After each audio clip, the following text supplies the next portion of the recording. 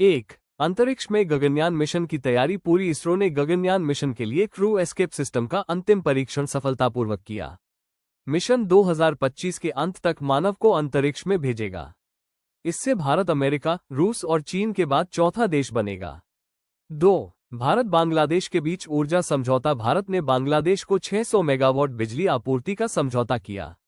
यह north eastern grid से जोड़ा जाएगा।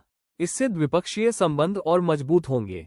3. यूएन ने 2025 को international year of climate action घोषित किया। संयुक्त राष्ट्र ने जलवायु संकट पर ध्यान केंद्रित करने के लिए ये कदम उठाया।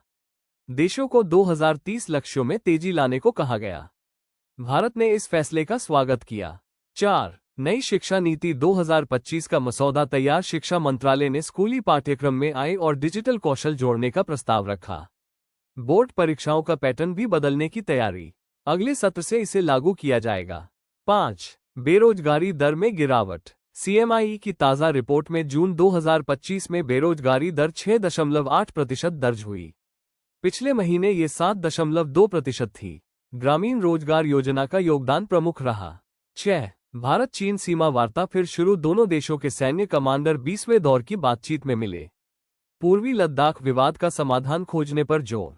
शांति बनाए रखने की सहमति बनी।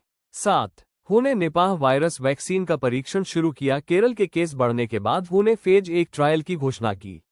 भारत समेत 3 देश इसमें शामिल हैं। परीक्षण सफल रहने पर 2026 तक उपलब्ध होगी। 8. हरियाणा में नई एव नीति लागू। हरियाणा सरकार ने इलेक्ट्रिक वाहनों की बिक्री बढ़ाने के लिए एव पॉलिसी 2025 लागू की।